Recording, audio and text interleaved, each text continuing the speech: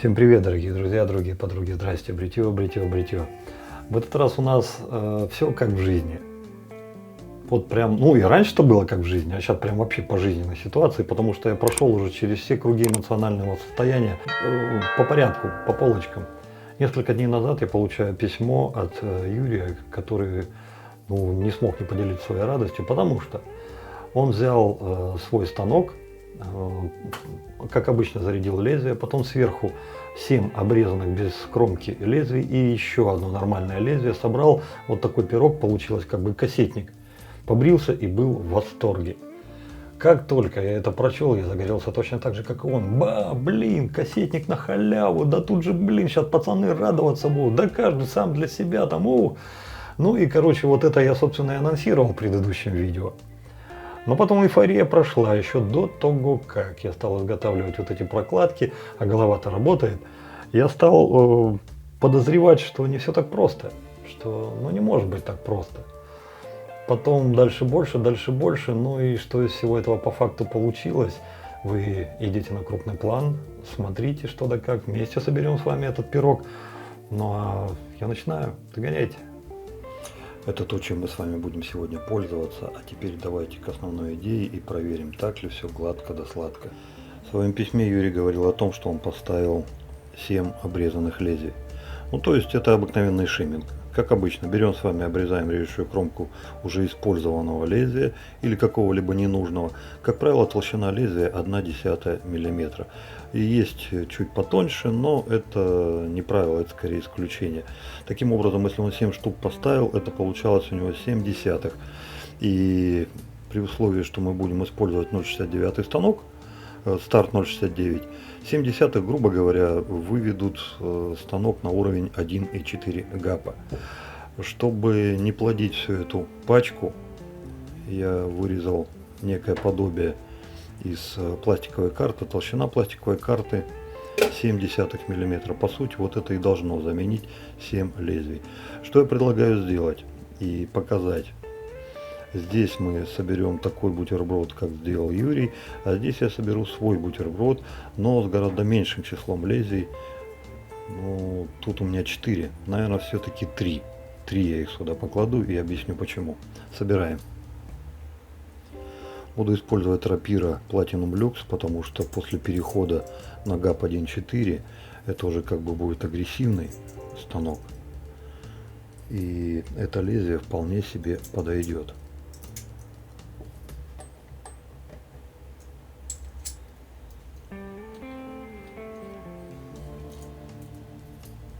И закручиваем до конца. Один есть. А со вторым поступим несколько иначе. Также базовый 0,69. Теперь соберем с меньшей прокладкой наше лезвие и закрываем бутербродик.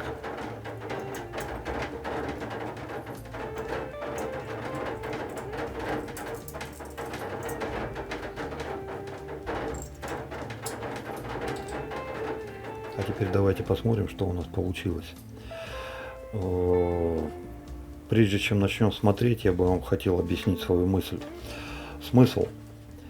Если мы занимаемся обычным шиммингом, то есть берем вначале, укладываем лезвие, потом под него укладываем необходимое количество пластин обрезанных лезвий, сколько нам нужно, и собираем, то есть с одним лезвием. Мы просто элементарно увеличиваем гап и повышаем агрессивность станка и его эффективность. Но в этом случае, если мы делаем бутерброд и ставим одно лезвие, потом необходимое количество пластин и следующее лезвие, якобы пытаясь сделать кассетник, то, на мой взгляд, должна получиться следующая картина.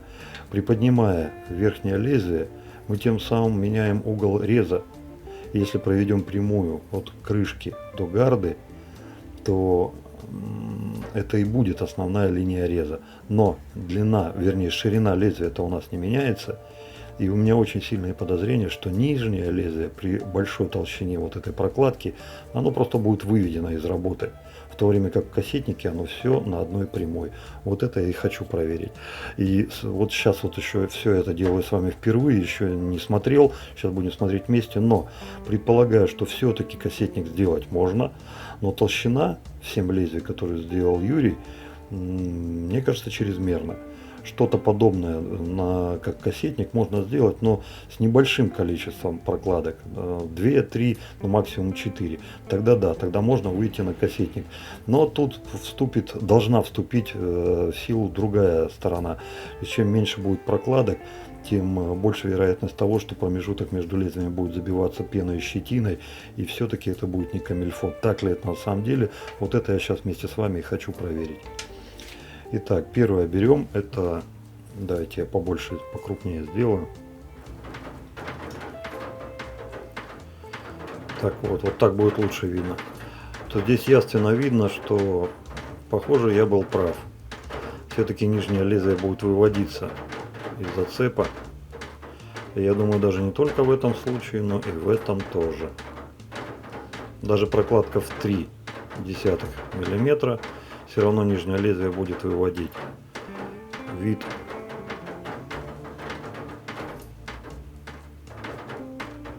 Угу.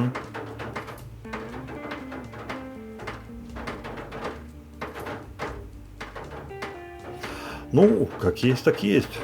Давайте попробуем, что из всего этого получится. Супер-пупер, итижи-пассатижи. Старый, добрый, проверенный помазочек от Мюля. Красота, элегантность, стоимость. В работе он как обычный, но оформлен как необычный. То есть это подарочная версия, скажем так, праздничная версия обыкновенного хорошего помазка.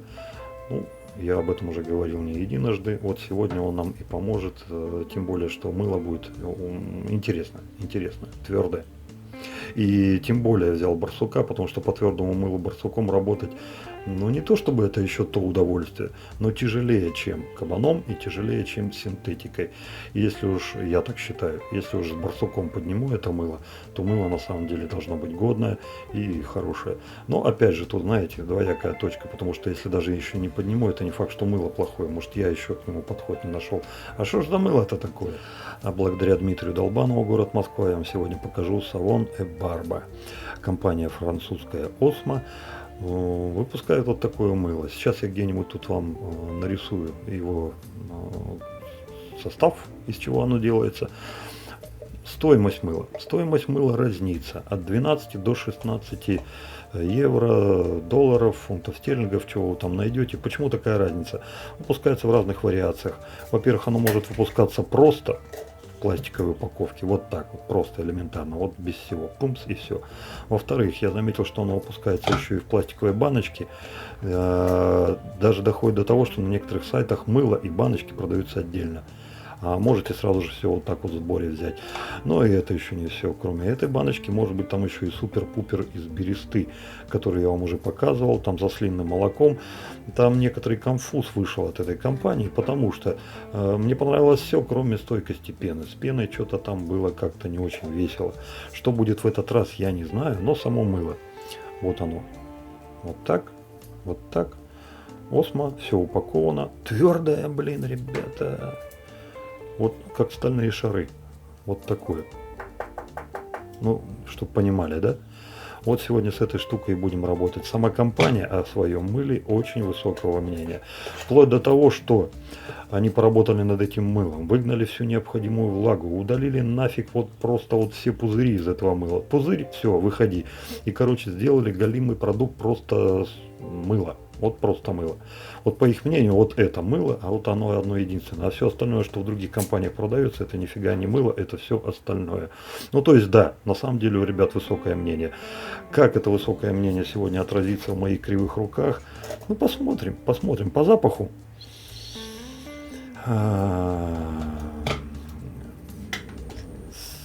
Скажем так, взвешенное. Да, мыльно-пузырная тема присутствует, барбарской какой-то ноты совершенно нет, но оно банно, мыльно, пузырно, спокойно, умиротворенно, взвешенно, приятное. Вот какое-то вот такое. И сегодня постараемся вот что-то с этим вот и получить. Я надеюсь на очень хороший результат. Посмотрим. Одеколон. Одеколон 4711. Ну, парфюм.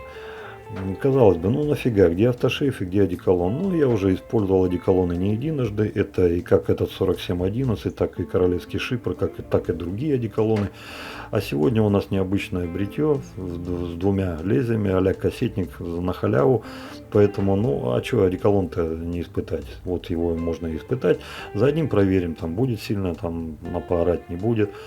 Одеколончик, ребят, если среди вас есть кто-то любитель цитрусовой темы, должно оформленной, вкусной, скомпонованной, такой, знаете, с историей, легкой, но без понтов, без претензий, без короны на башке. Вот, ребята, вот такая вот штука вам очень-очень подойдет. Это веселый, легкий на подъем, летний, к сожалению, недолго держащийся, где-то в пределах 1,5-2 часов, но тем не менее очень вкусный одеколончик, который время от времени, если хотите себя побаловать любимого, вот так, знаете, у кого же шкурка выдерживает, можете даже после бритья использовать, но, конечно, не рекомендуется людям с чувствительной кожей, потому что, ну, все-таки спирт и все такое. Вот сегодня он нам и поможет. Блин, ну это переволновался, соседи вентилятор включили, вот я и расстроился. Ладно, тогда давайте без этого. Предварительно замоченный помазок стряхнул, и теперь надо просто набрать мыло. Лишняя влага здесь не нужна совершенно. Здесь сейчас просто загрузить помазок.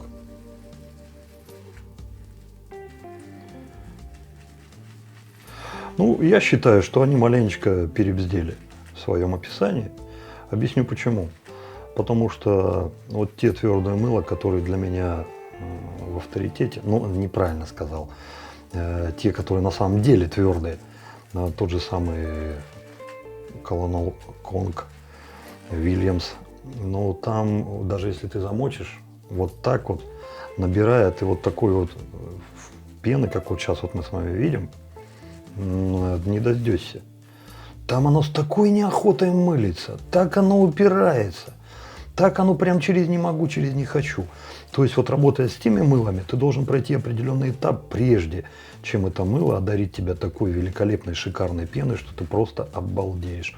Ну и добавьте еще вишенку на торт, что эти мыла, они чрезвычайно недорогие, просто копейки стоят. Поэтому, скажем так, вот привыкая к тому, вот с этим вы будете отдыхать. Потому что здесь он буквально прет, просто прет. Что тому виной, само мыло, или то, что я все-таки не как русский. Вначале инструкцию прочитал, а потом стал работать. Может быть, то, что замочили, может быть. Ну, я считаю, что больше не надо, потому что, смотрите, у нас помажок забит, прилипает. Ну все, пошли на лицо.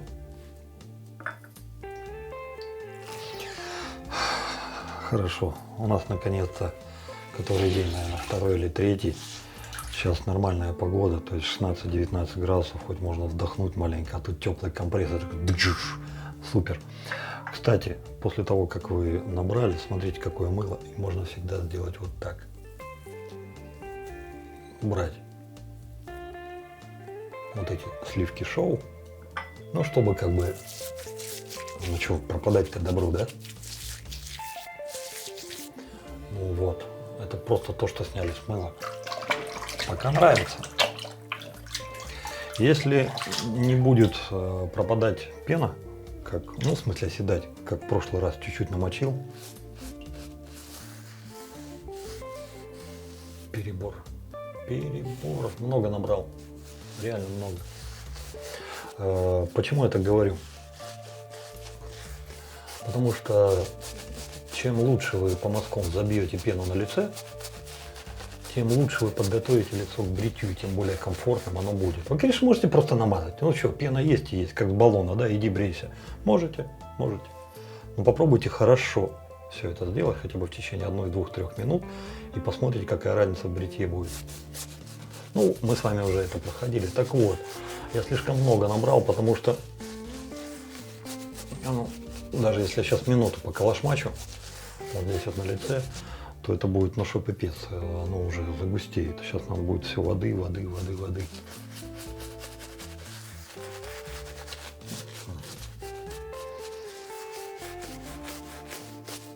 Но пока ни претензий, ни замечаний. Пока все very good.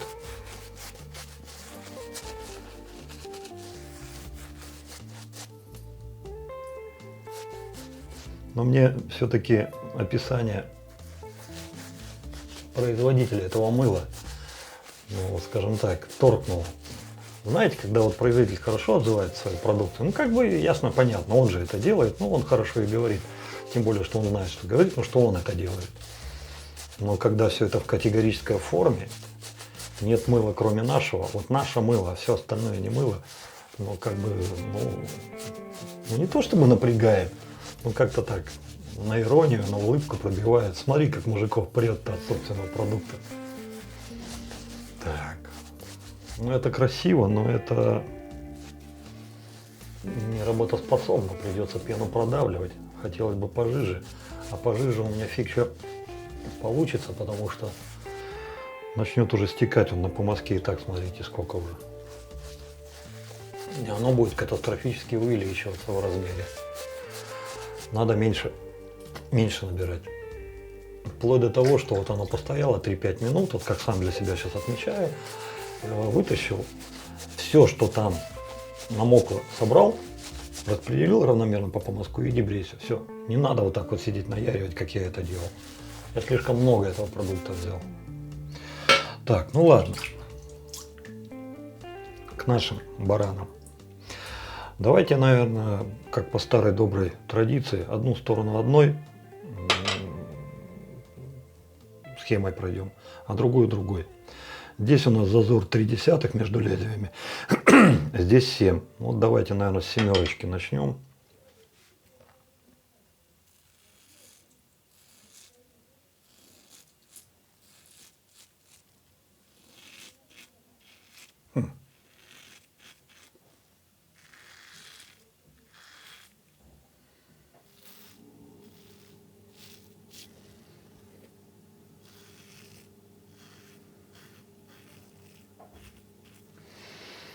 Ну что-то как-то непонятно.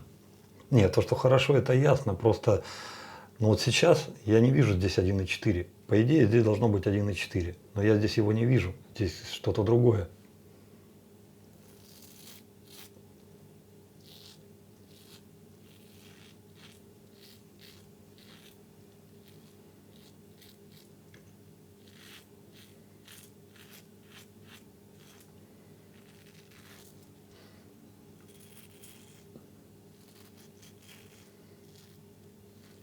Ну и, конечно, молодец, что РПЛ поставил. Да, это мягче, чем 1,4. Ну, блин.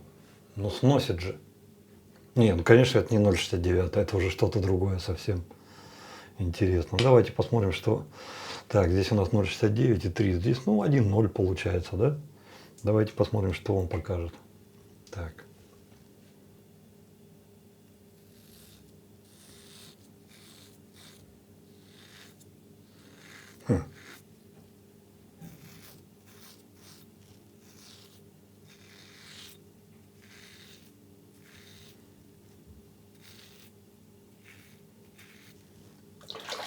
Странно.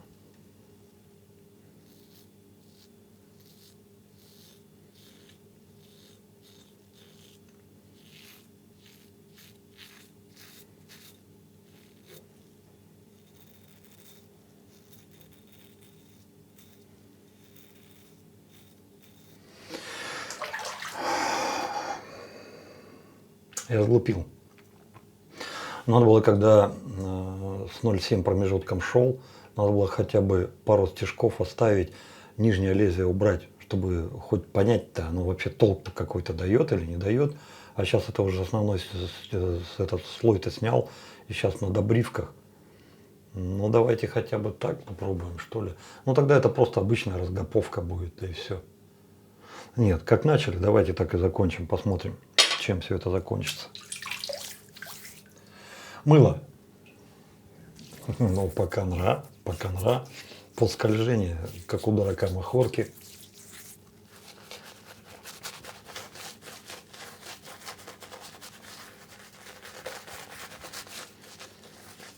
Запах. Я думаю, он многим понравится. Знаете, по-моему, у него главная фишка это в том, во-первых, какой он есть, а во-вторых, в его умеренности. Он не вычурный, он без понтов. Он вот прям мыльно-пузырный. Но не детское мыло, не химозный, не какой-то стиральный порошок. Нет, вовсе нет. А вот именно нормальный, хороший, мыльно-пузырный. Вот какой-то вот такой. Но не барбарский.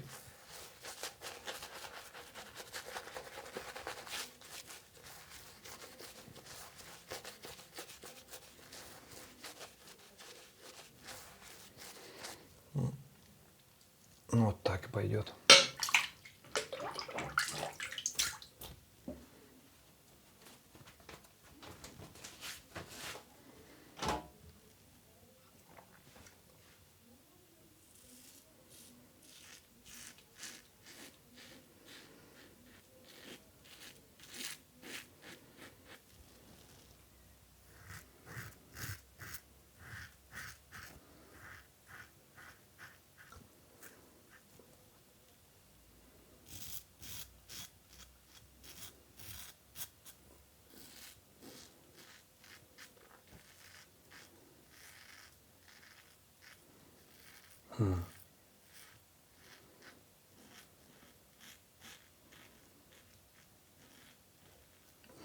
Знаете, мне кажется, что все-таки второе лезвие, оно здесь принимает участие.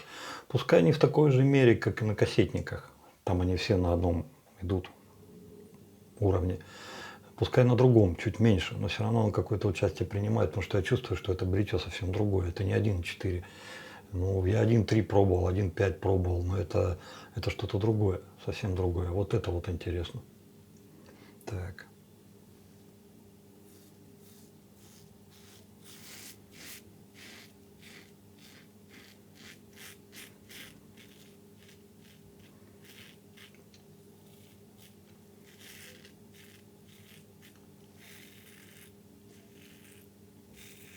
А как здесь РПЛ отыгрывает? Ой-ой-ой.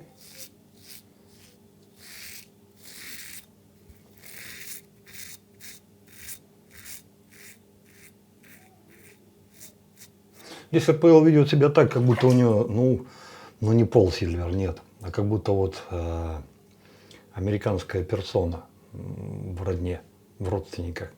Ну, я не знаю, там троюродный деверь, там пятиюродного какого-нибудь там зятя, что-то вот такое. Она бреет реально по-другому. Как так? Интересно, интересно. Ну и третий, заключительный. Мыло дофигаща, просто дофигаща. Так, давайте уже заключительное.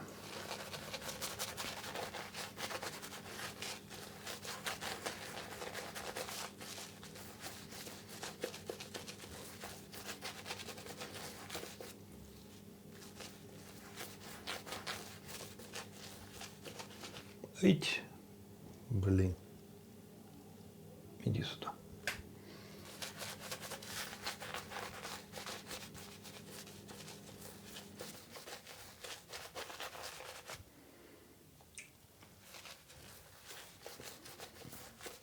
Хорошо.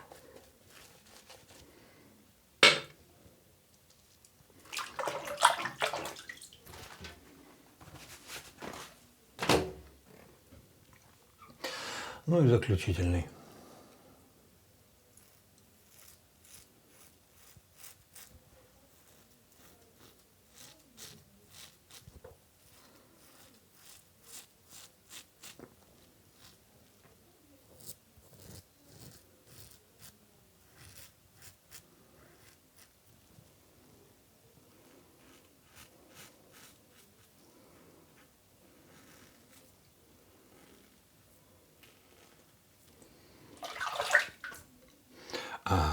Ну, промывается нормально. Как добивается, не знаю, но вот 0,7 промывается нормально.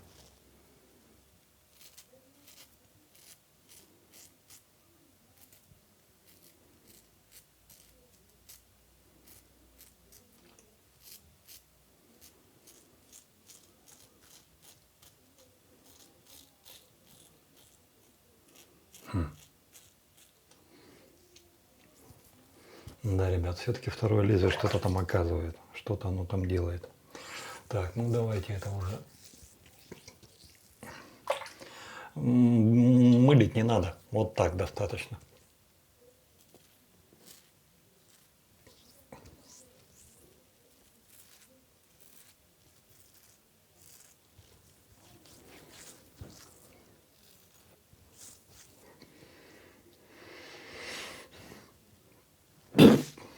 Вот так вот примерно.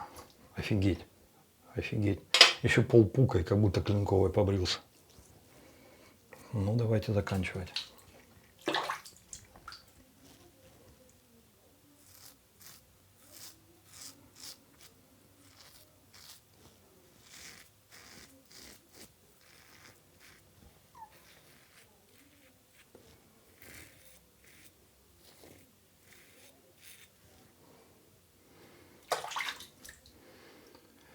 Ну, тут да. Тут застревает. Не, ну понятно, что это от количества щетины будет зависеть, от мыла. Но все-таки вот там я это вижу. То есть вот это пространство 0,3, оно все-таки более уязвимо для застревания пены, чем с той каламбудой на 0,7, которую мы поставили.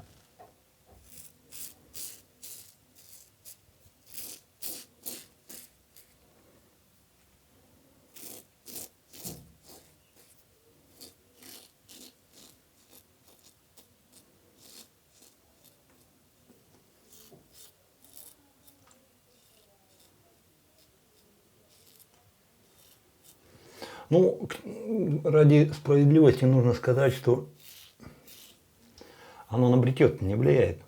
Ну да, там до конца что-то не промыл, но все равно на бритье тебе хватит, а потом ты все равно все это разбиваешь и промываешь.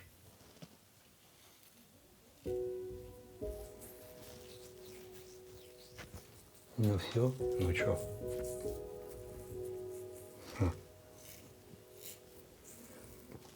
На удивление, здесь даже подбривать-то практически ничего не надо. Вот такие ребята. И тиже пассатижи. Удивлен. Удивлен, это ничего не сказать. Компресс и автошейв.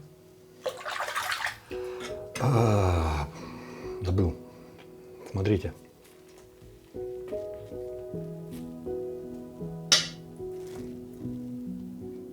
Смотрите. Вот это все лишнее. Вот это все я лишнего набрал. Тут еще, ну, по сути, на одно бритье. То есть экономичность хорошая.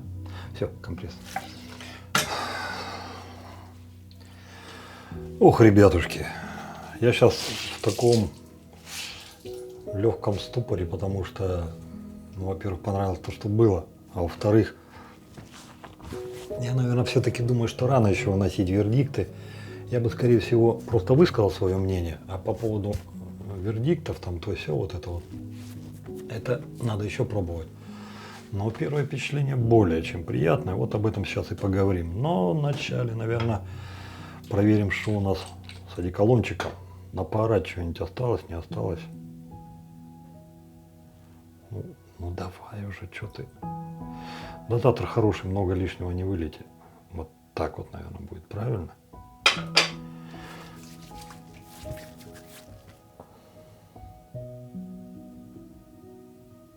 Пипец. Нет, поорать. Угу. Ну, косвенно это подтвердило. Что-то чуть-чуть вот здесь, вот в этом месте было. Ну, такое, знаете, на грани морока. То ли было, то ли не было. Ой, хорошо. Ребят, кто никогда не пробовал, не доводилось, ну вот просто руки не дошли, или некогда было, или оно есть, но просто не дотянулся, влом, лень. Или просто думал, но еще не сделал. Найдите и попробуйте вместо автошейва. Понимаете, он, ну вот лосьон от 4711 после бритья, он хорош, несомненно хорош. И то, что у него чутка не хватает запаха, да чего уж там говорить, чутка, нормально его не хватает. То есть ты им набрыдался полчаса, час и все, и улетучилось все. Но все равно там запах другой. Там другая насыщенность, другая концентрация. Я бы даже сказал, маленечко, знаете, вот акценты другие.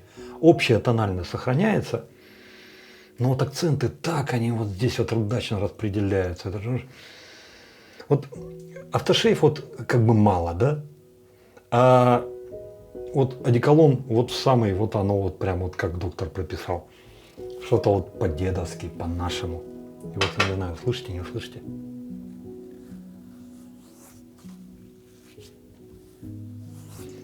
Вот такой вот. Прям уважаю. Ребята, побрился феерически. Просто феерически. Вот сейчас вот километровую колготку вот так вот, вот так вот, ни задира, ни зацепки, вообще ничего не будет. Ой, как хорошо. Офигеть, просто офигеть. Мыло. Вы знаете, это, наверное, тот самый редкий случай, что я бы сказал, да насрать на деньги. Что там 13-16 баксов? Евро. Вот за это мыло это ни о чем. Вообще ни о чем. Насколько меня удивил его ослиный вариант, ну, в смысле, со ослиным молочком, там, дарам-дарам, вот, который в предыдущем обзоре, не в предыдущем, но обзоров 300-400 назад было, там, посмотрите, по-моему, в 200-м, 300-м каком-то. Там мыло хорошее, но почему-то пена садилась. Вот уже и посыпалась. Знаете, вот просто посыпалась. Ну, тормоз, недоумение, непонятки, там, голова, боль, рука, лицо. Я просто не знал. Вот, понимаете, вот в ступоре был. Вот просто не знал, как реагировать на все это. Здесь же ни сучка, ни задоринки. Просто офигительный, очешуительный продукт. Без выпендрежа, вот без всего. Просто это хорошее мыло. Понимаете, вот просто хорошее мыло. Про экономичность я даже говорить не буду, потому что вот то, что там вот чуть-чуть накисло, чуть-чуть мы с вами по мазкам взяли и смотрите, во что это вылилось. Мало того, что хорошую пену на целое бритье, сколько еще осталось. Пенообразование 5. Просто 5. Вот просто 5. Вот я бы даже сказал 6. Стойкость пены, да что за нее говорить, она вот просто была. Вот она должна быть, и она есть. И никогда у вас на эту тему не будет вопросов, она просто есть. Работать с мылом чертовски удобно, привлекательно и просто... Да вы даже голову не будете забивать. Каждый раз, когда вот после Вильямса и прочих полковника, я когда слышу твердое мыло, я думаю, ну все, сейчас будешь там сидеть с помазочком, искру камнем добывать, там веревочку вот эту крутить, знаете, как древние люди там костер разводили.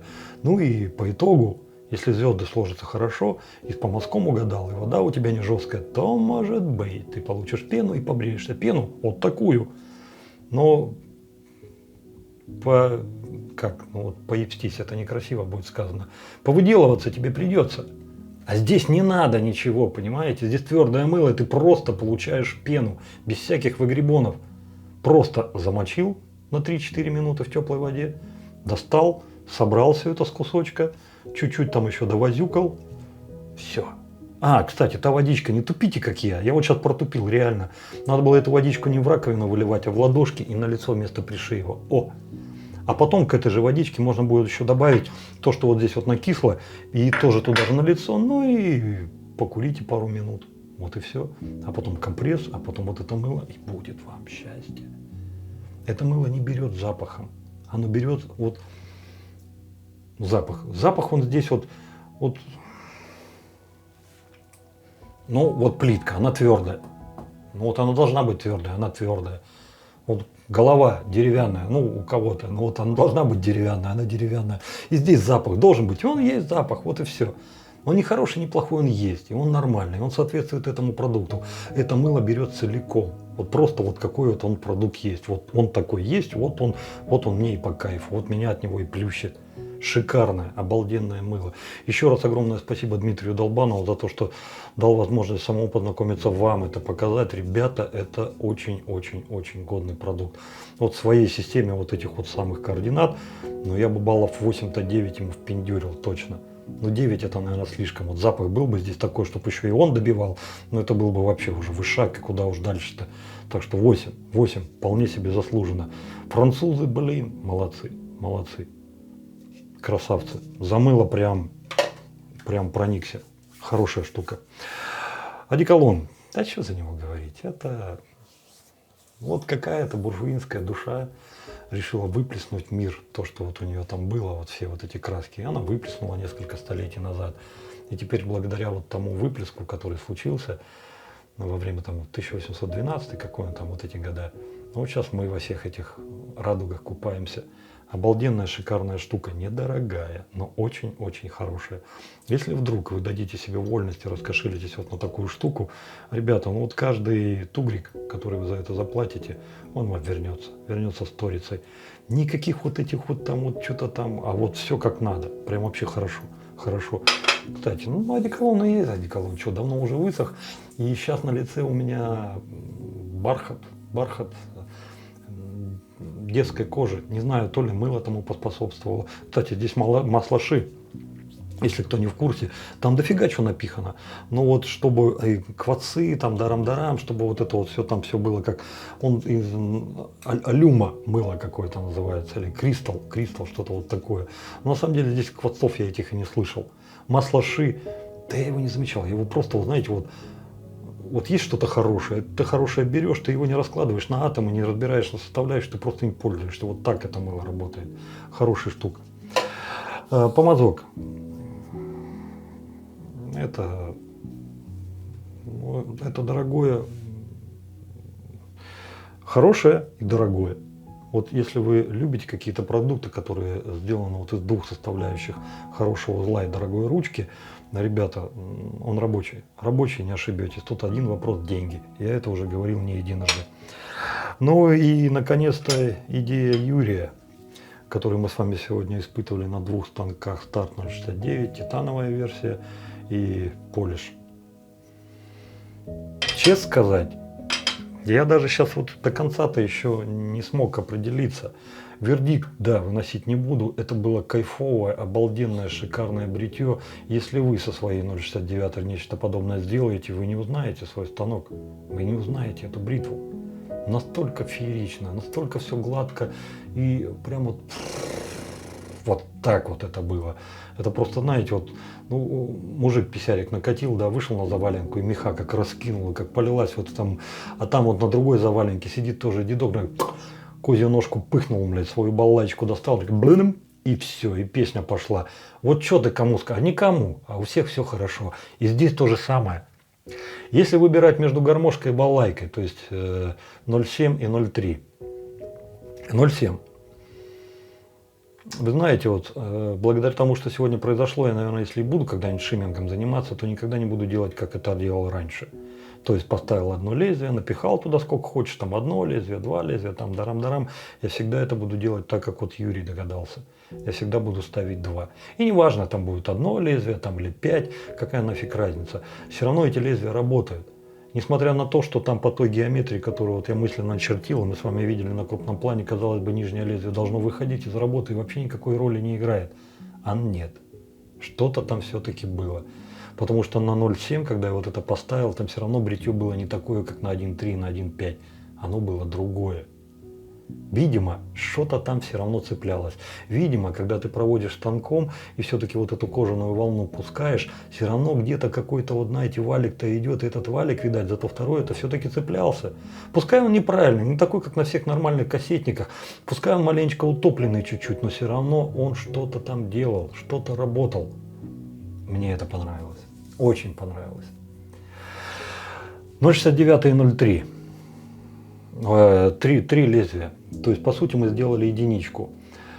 Проблем в бритье не было никаких вообще. Промывалось вот этот промежуток в 0,3, да, естественно, плохо, да, естественно, там все это оставалось, на бритье не влияло никак.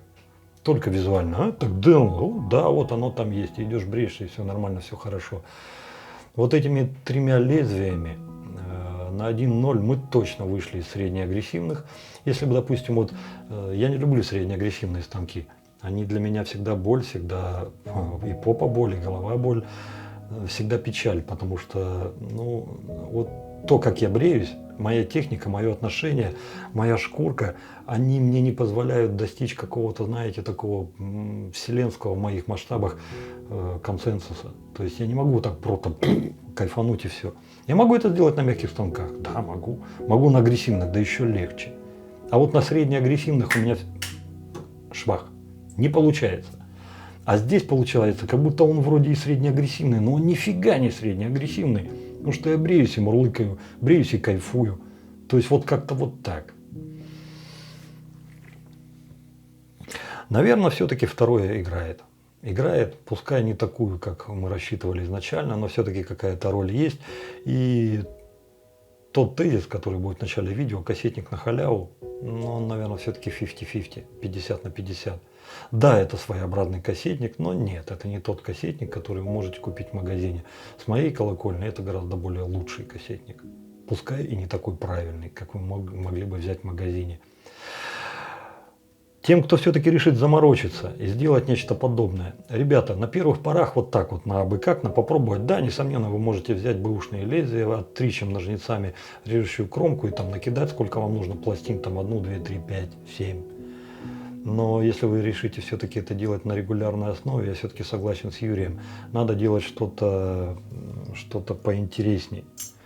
Что-то, что у вас не будет ржаветь, что-то, что у вас не будет рассыпаться, теряться, что-то, с чем вам будет гораздо проще управляться, мыть, в конце концов, там, ну, простая вот эта вот антисанитария, которую мы убираем, чтобы вот не разводить вот это все.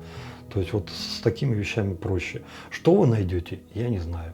Я поперемерил несколько вещей, все они варьировались где-то в пределах от 0,5 до 0,9 и даже до 1,3 миллиметра доходили. Но это пластик из бутылок, там то все, вот это вот все. Может быть, у вас есть какая-то карта, которая вам, в принципе-то, подойдет по той толщине, которую она может дать. Я вот эту вот от Симки взял, она 0,7. У кого-то может быть там что-то другое. Я бы, наверное, все-таки рекомендовал делать вот из таких вещей. Ну и, конечно, всей той многочисленной армии, уже можно так сказать, уже сколько партий вышло, год работаем, у кого есть 0,69 голова, и кто думал, блин, а вот что бы такое вот поагрессивнее попробовать, ребята? Ну это, несомненно, тот случай. Но это будет такое, знаете, как обычно, с двумя сторонами. Потому что, если вы, допустим, возьмете 0,69, поставите, у вас не будет 1,4, толстую пластину. Особенно если двумя лезвиями. Это будет, с моей точки зрения, даже другое. Совсем другое. Вот это не 1,4. Это было что-то другое. Хуже или лучше, не знаю. Надо смотреть. Но не хуже тоже. Не хуже точно. Просто другое. И это еще дополнительный такой бонус, что вы можете, в принципе-то, ну, сами на себя применить. А вот там вот сейчас калибри выйдет, а у него будет 1,3, 1,5. А вот как оно, что там как. Ну вот, возьмите, попробуйте, поставьте 0,7 или, ну, лучше 0,6, конечно, на свою 0,69. Ну и узнаете, как оно, что. Но только с одним лезвием, потому что если двумя поставить, это будет совсем другая песня. Шикарный вариант. В шимминге буду делать только 2 лезвия, потому что оно только мягкости добавляет, мягкости и комфорта. Какой-то, знаете, такой изыск, бархат, какой-то такой, знаете, вот easy way исполнения твоих мечт. То есть вот что-то вот такое. Ну и вот вам картина маслом об лицо. Вот так мы сегодня с вами побрились. Вы сами все видите.